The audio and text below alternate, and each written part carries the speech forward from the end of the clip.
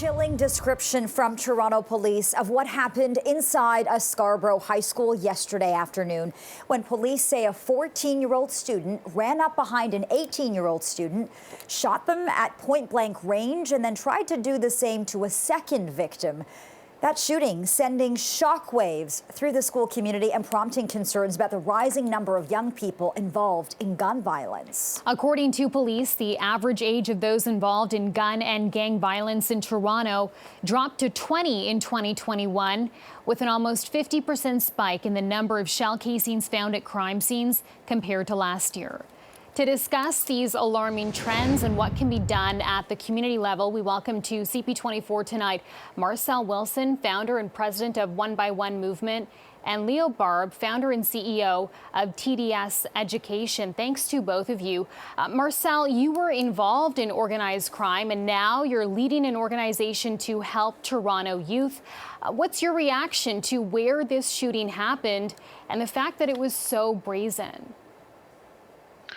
Thank you for having me. First, I'd like to send my condolences to the families and to all those affected by this. But what we're seeing is crimes like this becoming more brazen, as you said.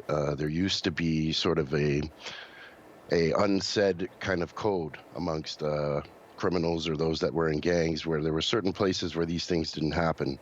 And we're seeing a serious decline in that sort of code. Leo, I want to talk to you about the numbers here. It's obviously all very concerning.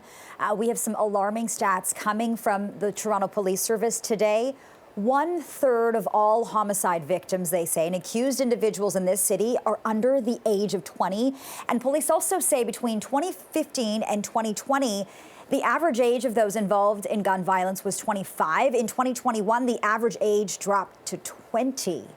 What is happening? What is compelling these young people to find these weapons and then to use them? Well, it's a very sad story. My condolences as well go out to the family, to Scarborough, to the school Thompson. I'm a Scarborough resident and native, and I went to school in that area at Cedarbrae, and I know firsthand just the emotions rolling through these young people. And what we see is that a lot of these young people are filled with anger. You're seeing a lot of anger in the streets, anger in their hearts. And really what it comes down to is the connecting emotion, which is fear, right? What happens when you corner a wild animal is they lash out at you in anger, in fear, not in anger.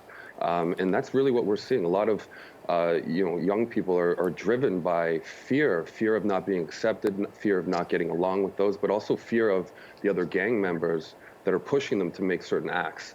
A 14-year-old didn't come up with this idea to enter into Thompson to hurt this young man by himself.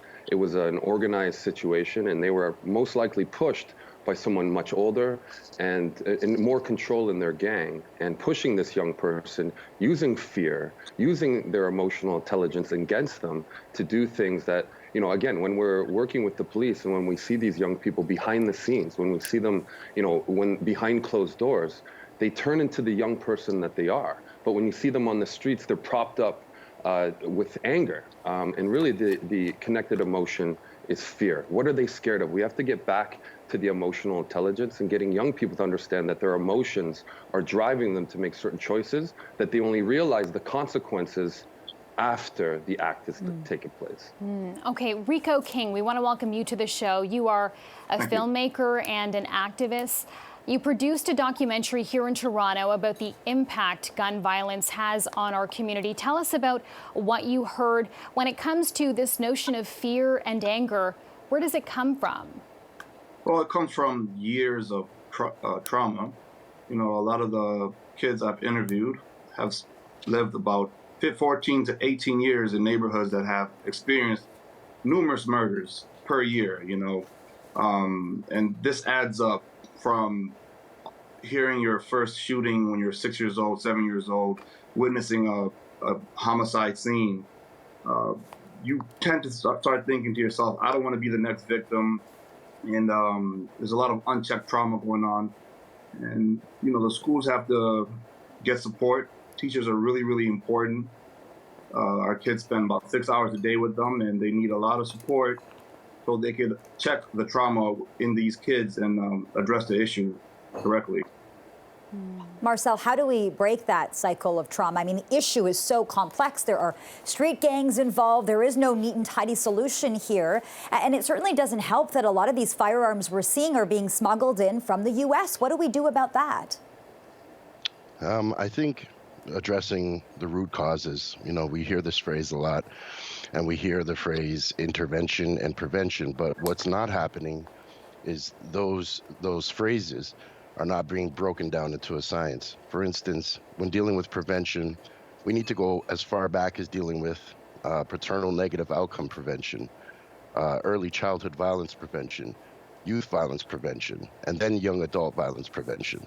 And then when addressing intervention, we need to really focus on the high-risk intervention component, police intervention, and lastly, reintegration is something that we're not dealing with as best as we could.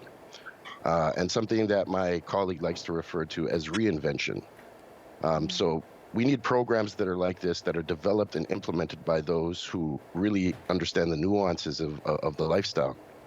So we really need to understand what's going on before they happen. And Leo, to Marcel's point, are there enough positive role models in communities like this? I think there are. Finding where they're at and connecting with them and bringing them into the school, that might be a barrier for sure. The things with programming, what we hear is that there's not a whole lot of room for mistakes, meaning, okay, you got the funding, go do the programming, don't mess this up. But then when we talk about other ways of prevention, there's room for mistakes, or there's at least, a lot more room for mistakes. So what we're talking about is really programming, consistent programming. Programming is not a light switch. Programming is not something you can inject into a school, do it for a little bit, and now we have the solution. It really is a long-term play. In injecting these programs, curriculums, and even role models, positive role models, right from the community into the school as part of the curriculum is something that needs to be discussed, providing the right funding for those programs so that they can be consistent. Right? Getting a young person into a program after school hours is difficult enough.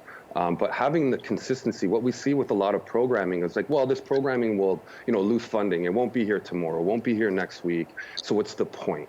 Or, it's only here for a couple weeks. I don't understand what my role will be. So having long-term programming and the promise that this isn't just going to be here for a minute, or because there was a terrible shooting at a school, and now we have programming, but bringing it into the school and making sure these students, these youth, know that this is going to be here no matter what, and so that they can rely on those programs to support them. Right, to have that consistency. Rika, when we talk about solutions here, I mean, policymakers, they've been trying to tackle this issue for years now, and I don't know if you think they've been making any kind of progress. Toronto's mayor, for example, he's been calling for a handgun ban for years. Does that help? Do you think that's a solution? Well, that's a Band-Aid solution. We need to work, as Marcel said, on the root causes of all this madness that's going on in the streets, and it needs to be constant. We need to be engaging the youth in the conversation. We cannot start thinking about the youth after the gunshots go off. We have to think about them consistently. We have to, sometimes all it takes is a conversation, and I feel like the youth feels ignored, and they need a lot more support from, mentors, the schools, everybody. It's a community. I think the community can only be fixed by the community, personally, in my opinion. There's only so much a gun ban can do, only so much politicians can do. We need to work within the communities and work, because we know our communities more than anybody else. So the best solution comes from within the community and keeping the kids engaged in conversation and ask them, what's wrong? How can we fix what's wrong? How can we stop the madness? Because they know it better than all of us do. Marcel, what about you? What's your thought on whether a handgun ban would be effective in solving this problem of gun and gang violence in Toronto? I actually spoke today in the House of Commons on public safety and national security on the subject. And I strongly believe that it's a ridiculous notion to believe that banning firearms is going to decrease the violence in a significant way. The guns that are currently being used, we know that over 80% of them are illegal in the murders that we're seeing.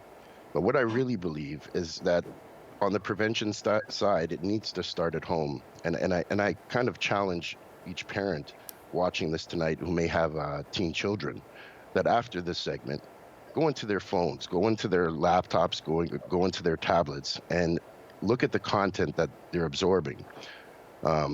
And you may be shocked, because we talk a lot about, prevention through the tool, through guns. But we have to also take into consideration the content that they're taking in. Okay, Leo, in Scarborough tonight, there is a community just beginning to process what's happened. I mean, this story is beyond disturbing. So many teachers, educators, parents, beyond traumatized. What do you want that community to know this evening? Well, they're not alone. I think what's beautiful about Scarborough is that, we work together in that community and across Toronto. But, understanding that you're not alone, and understanding that, the healing process is going to take time. What a lot of people forget is after a shooting or after a segment on CP24, that's where the real impact happens, right? The ripple effects of violence and the mental health side of things are so strong, right? I think Marcel was saying, and Rico were saying, it's about prevention, but again, understanding the trauma that is leading up to this, right? There's a lot more trauma going on here than just the incident itself. And if we can try to support students and individuals across the community to understand that their mental health is now affected, post-traumatic stress, right? Depression and anxiety will be something that they're going to be feeling. And so injecting the right professional support systems into the schools, alongside with the proper programming and the proper role models in the community, to kind of have a more holistic approach than just a one program or a one arm angle to this. Yeah, we need a multifaceted solution for sure. Thank you so much to all of you for your perspective and your time tonight. Rico King, Marcel Wilson, and Leo Barb, thank you. Thank you so much.